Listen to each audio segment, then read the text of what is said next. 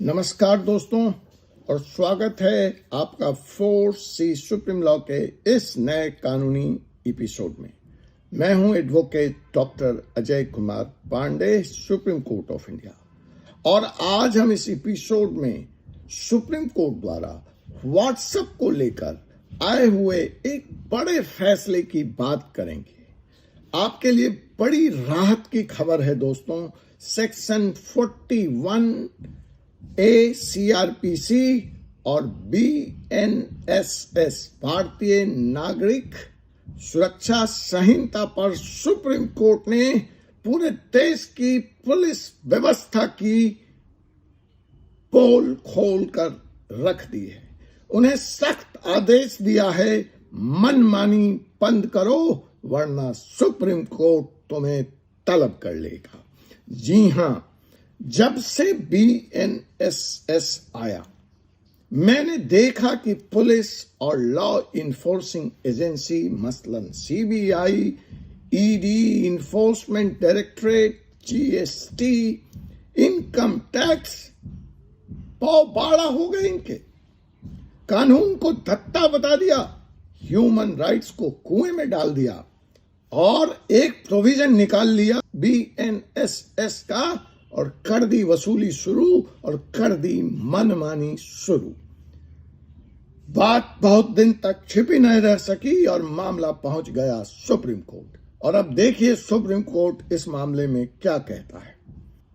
Supreme court ने इस तरह की police, CBI, ED, GST, income tax, जो भी सरकारी एजेंसियां हैं, NIA, सबसे कहा है कि यह अनैतिक गैर कानूनी काम बंद कीजिए, कानून में इसका कोई प्रोविजन नहीं है।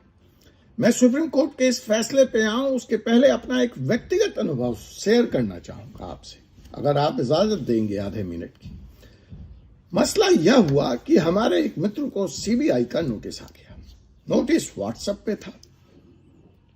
अब BNS लागू हो चुका था 1 जुलाई के बाद से, जो यह कहता है कि इलेक्ट्रॉनिक माध्यम से सर्व किए गए नोटिस मान्य होंगे।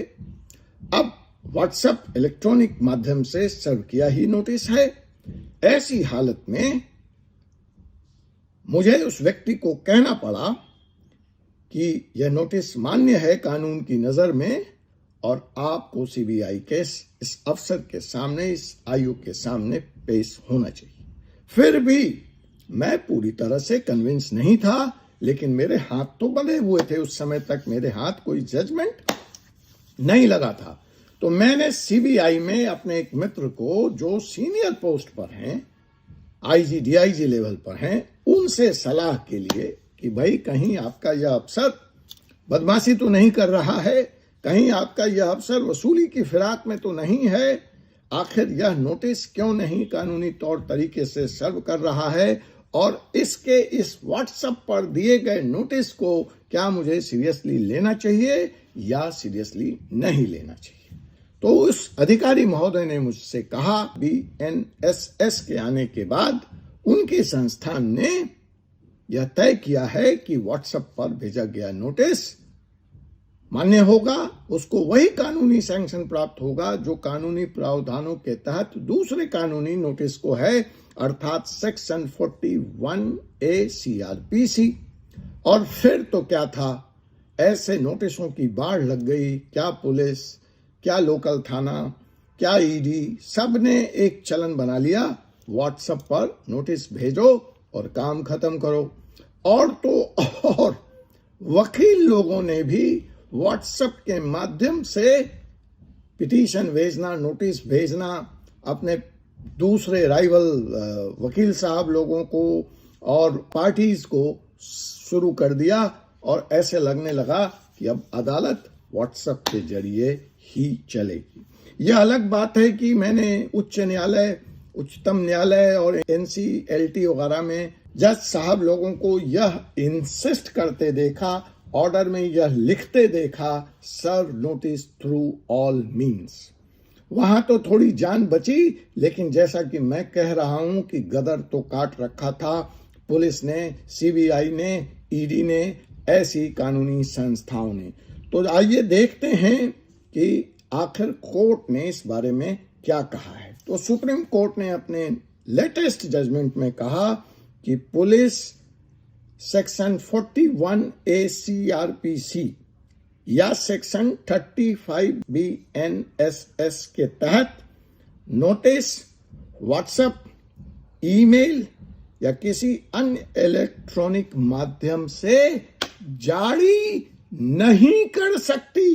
प्लीज नोट, सुप्रीम कोर्ट ने स्पष्ट कर दिया, CBI, ED, income tax, GST और पुलिस, एनआईए, आप व्हाट्सएप और ईमेल या किसी अन्य इलेक्ट्रॉनिक माध्यम से नोटिस जारी करके अकारण लोगों को परेशान नहीं कर सकते। अगर इन माध्यमों का उपयोग करके आप नोटिस जारी कर रहे हैं तो यह गैर कानूनी है, यह कानून का उल्लंघन है। सुप्रीम कोर्ट ने स्पष्ट कर दिया। सुप्रीम कोर्ट यहीं पे नहीं रुकता है, वह आगे कहता है कि इसका मतलब हुआ कि आपको नोटिस जो सेक्शन 41A CRPC के तहत जो मोड ऑफ सर्विंग नोटिस है उसी मोड का पालन करना पड़ेगा। सेक्शन 35 BNSS भी जो इलेक्ट्रॉनिक एविडेंस, एक्चुअल में ये मिस इंटरप्रेट किया जा रहा था, इलेक्ट्रॉनिक एविडेंस की वकालत हुई थी। एविडेंस के नाम पर नोटिस किया, यह शॉर्टकट पुलिस ने और दूसरी संस्थाओं ने तलाश लिया था।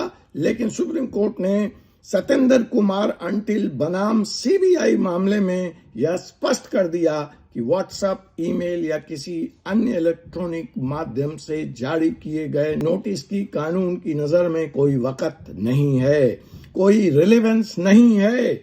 और इस तरह से सुप्रीम कोर्ट ने अनावश्यक गिरफ्तारियों को रोकने और अंडर ट्रायल कैदियों के अधिकारों की रक्षा करने के लिए मार्ग प्रशस्त कर दिया। सुप्रीम कोर्ट का यह फैसला अंडर ट्रायल कैदियों के अधिकार और अनावश्यक गिरफ्तारियों को रोकने की दिशा में एक मील का पत्थर साबित हो रहा है। धन्यवाद, आभार सुप्रीम कोर्ट के ऐसे सुप्रीम जजेस का। Hello friends and welcome to this new episode of Force is Supreme Law. Today we will discuss a significant judgment by the Supreme Court which has clarified that police and other law enforcing agencies cannot serve notice under section 41A of the CRPC or section 35 of the BNSS through WhatsApp, email or other electronic mode.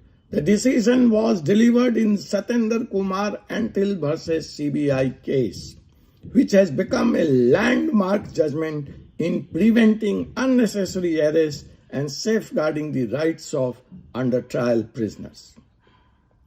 पहले समझते हैं कि section 41A CRPC और section 35 BNSS क्या कहता है। यह प्रावधान पुलिस को अधिकार देते हैं कि वह किसी व्यक्ति को गिरफ्तार करने से पहले उसे नोटिस जारी कर सकती है ताकि वह अपना पक्ष रख सके। लेकिन इन नोटिस को जारी करने के लिए कानून में विशेष तरीके निर्धारित हैं जिसका पालन करना भी उतना ही अनिवार्य है। First, let's understand what section 41 CRPC and section 35 BNSS are. These provisions empower the police to issue notice to the individual before arresting them, allowing them to present their story. However, the law prescribes specific modes for serving these notices, which must be strictly followed. Supreme court ने कहा अपने इस फैसले में कि WhatsApp, email या SMS के माध्यम से नोटिस जारी करना कानूनी रूप से मान्य नहीं है। यह फैसला इसलिए भी महत्वपूर्ण हो जाता है कि यह कानूनी प्रक्रिया की पवित्रता को बनाए रखता है और यह सुनिश्चित करता है कि नोटिस सही तरीके से जारी किया जाए। The Supreme Court has ruled serving notice through WhatsApp, email, SMS is not legally valid. I repeat, The Supreme Court has ruled that serving notices through WhatsApp, email, or SMS is not legally valid. This decision is crucial because it upholds the sanctity of legal procedures and ensures that notices are served in the prescribed manner. इस मामले में amicus curiae senior advocate Siddharth Luthra ने Haryana police के standing order पर, देखिए बात, police और CBI में ऐसे मामलों में स्टैंडिंग ऑर्डर्स भी आ गए, स्टैंडिंग ऑर्डर पर गहरी आपत्ति जताई जिसमें व्हाट्सएप, ईमेल या एसएमएस के माध्यम से नोटिस जारी करने की अनुमति दी गई थी। उन्होंने कहा कि यह प्रथा पहले के फैसलों जैसे कि सतेंद्र कुमार अंटिल मामले में दिए गए फैसले के विपरीत है। In this case, amicus curiae senior advocate Siddharth Luthra raised concerns about a Haryana police standing order that allowed notices to be served via WhatsApp, email, or SMS. He argued that this practice contradicts earlier judgments, including the Supreme Court decision in the Satendra Kumar Antil case. Supreme court ने इस मामले में कुछ महत्वपूर्ण दिशा निर्देश भी जारी किए। आइए उनको समझते हैं। पहला, नोटिस केवल कानून में निर्धारित तरीकों से जारी किया जाए।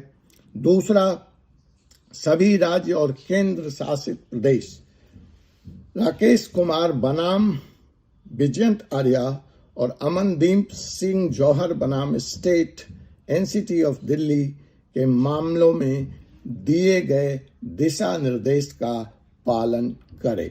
तीसरा, अन्य धारा जैसे सेक्शन 160 सीआरपीसी, सेक्शन 175 सीआरपीसी के तहत भी नोटिस केवल निर्धारित तरीकों से जारी किए जाएं। सभी हाई कोर्ट मासिक समिति की बैठकें आयोजित करें और प्रगति रिपोर्ट सुप्रीम कोर्ट को सौंपें। सुप्रीम कोर्ट मॉनिटर कर रहा है लगातार इस जजमेंट के इम्प्लीमेंटेशन को। The Supreme Court in this regard has issued key directions. What are those directions? 1. Notices must be served only through the modes prescribed in the law. 2. All states and union territories must comply with the guidelines issued in Rakesh Kumar versus Vijayant Arya and Amandeep Singh Jauhar versus State NCT of Delhi. Notice under other sections such as 160 CRPC, Section 175 CRP must be also served only through prescribed modes. All High Court must convene monthly committee meetings and submit progress report to the Supreme Court.